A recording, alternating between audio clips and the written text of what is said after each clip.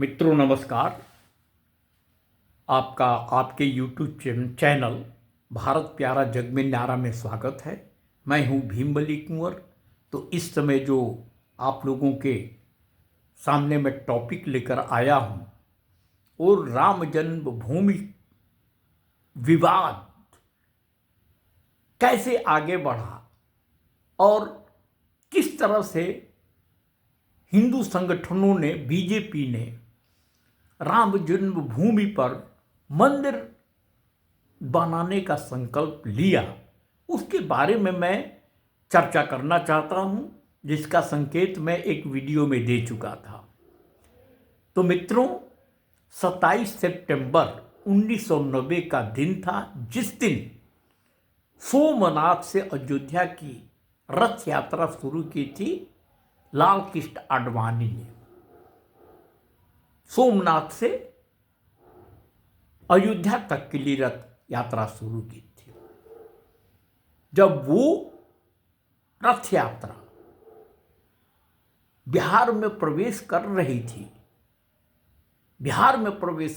थी, तो लालू प्रसाद यादव ने आडवाणी को गिरफ्तार कर लिया। समस्तीपुर में गिरफ्तार कर लिया। ये 25 अक्टूबर 1990 की बात है, यानी करीब एक महीने बाद, रथ यात्रा शुरू होने के एक महीने बाद ये लालू प्रसाद यादव ने गिरफ्तार कर लिया था लाल कृष्ण आडवाणी को।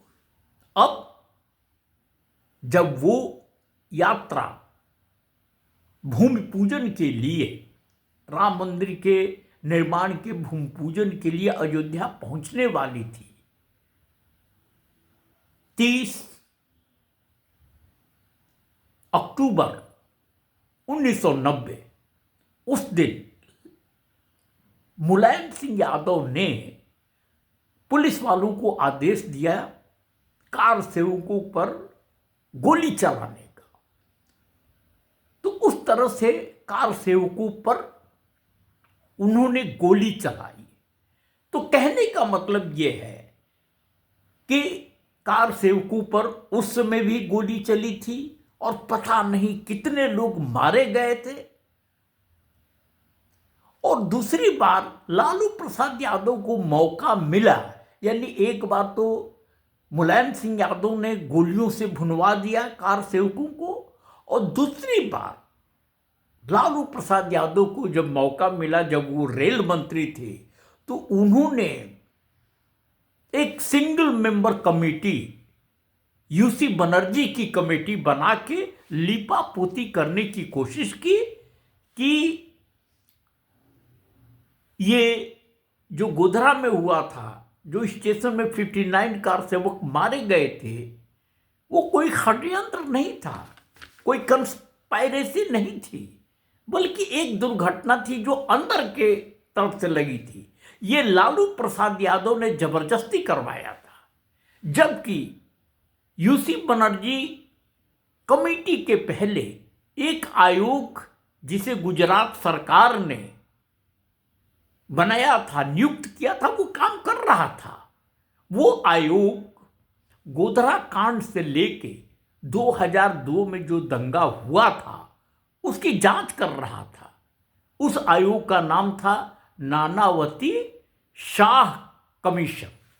वो ऑलरेडी काम कर रहा था और उसने रिपोर्ट नहीं सौंपी थी। उसके पहले ही, उसकी रिपोर्ट का इंतजार करने के बजाय उसके पहले ही लालू प्रसाद यादव रेल मंत्री के रूप में सिर्फ एक मेंबर को, यानी single member committee UC Banerjee के केस में, और यूसी बनर्जी ने फटाफट रिपोर्ट दे दिया। बहुत ज़्यादा टाइम नहीं लगाया, उन्होंने रिपोर्ट दे दिया कि ये कोई षड्यंत्र नहीं था, बल्कि सिर्फ एक दुर्घटना थी जो अंदर से, बाहर से कुछ नहीं किया गया था, किसी का दोष नहीं था। लेकिन उसी ट्रेन में मौजूद एक व्यक्ति ने वो जाके कोर्ट में इस बात को कहा, और high court, Gujarat high court ने यूसी बनर्जी कमीशन की रिपोर्ट ही रुकवा दी। उसने ये भी कहा, हाई कोर्ट ने, कि संसद में भी इस पर कोई चर्चा नहीं होगी, इस पर कोई काम नहीं होगा। यह हाई कोर्ट ने कहा। और मित्रों, आगे चलकर क्या हुआ?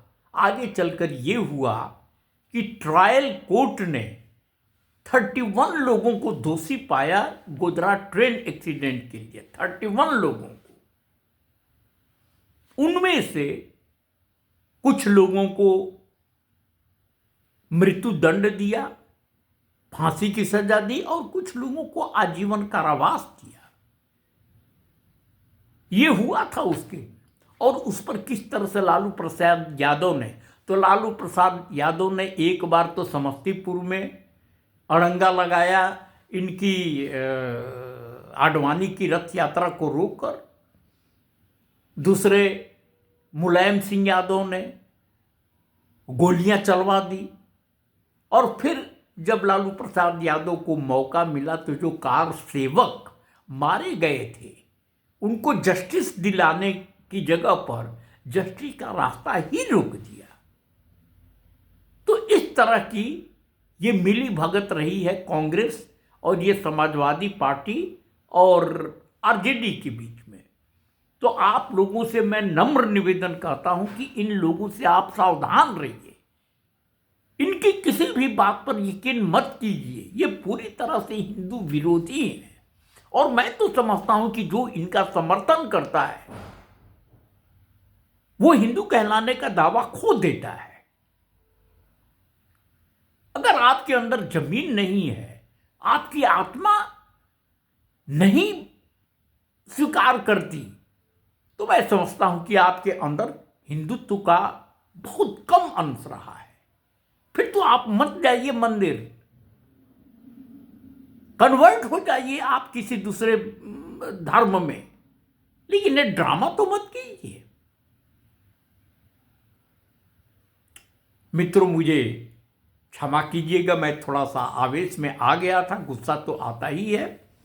मैं यहाँ पर यही बात आप लोगों से कहना चाहता था। मैं आपसे पुनः मिलूंगा किसी दूसरे वीडियो में। तब तक के लिए आप मुझे विदा दीजिए। भारत माता की जय। वंदे मातरम। जय हिंद। बहुत बहुत धन्यवाद आपका।